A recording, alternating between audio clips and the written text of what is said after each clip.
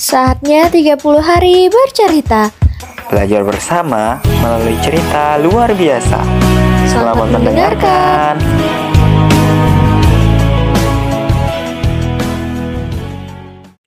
Halo Sobat Hasanah, di 30 hari bercerita kali ini kita akan membahas tentang surah Luqman.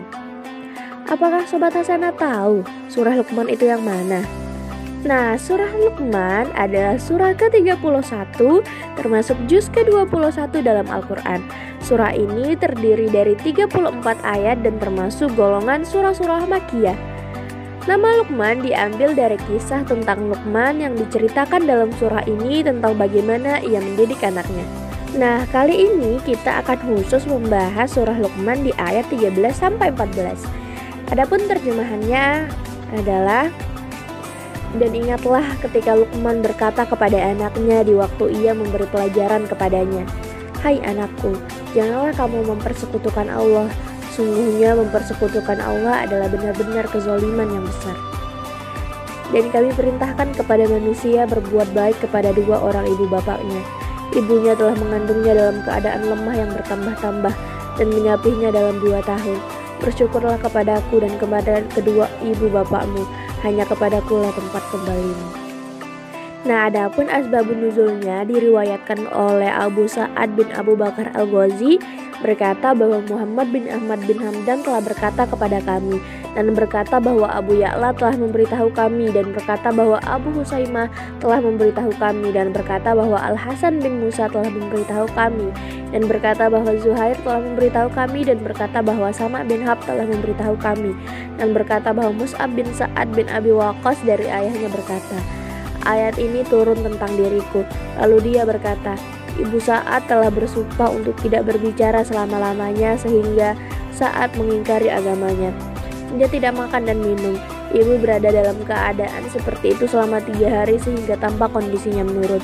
Lalu turunlah firman Allah Subhanahu wa Ta'ala, dan kami perintahkan kepada manusia berbuat baik kepada kedua orang ibu bapakmu."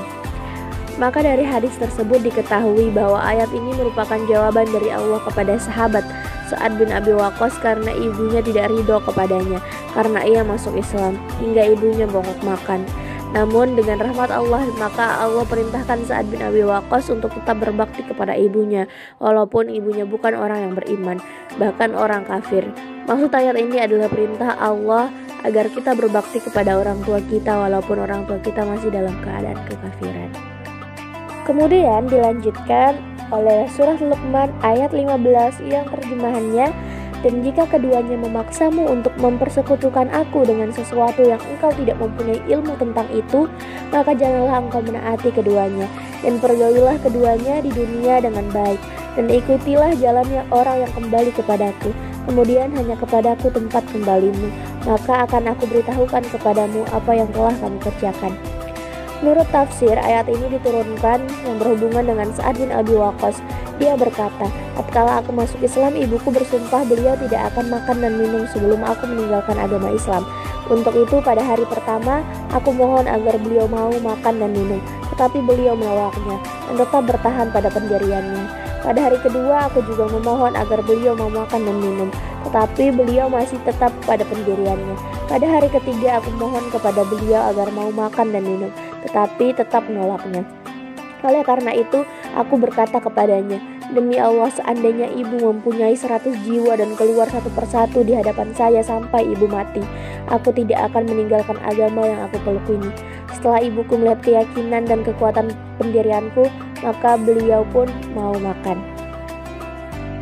Dari ayat tersebut dapat kita ambil kesimpulan bahwa Sa'ad tidak berdosa karena tidak menaati kehendak ibunya untuk kembali pada agama kesyirikan. Hukum ini berlaku untuk seluruh umat Rasulullah yang tidak boleh taat kepada orang tuanya untuk mengikuti agama yang syirik dan perbuatan dosa yang lain. Ayat ini menerangkan dalam hal tertentu seorang anak dilarang menaati ibu dan bapaknya jika mereka memerintahkannya untuk menyekutukan Allah.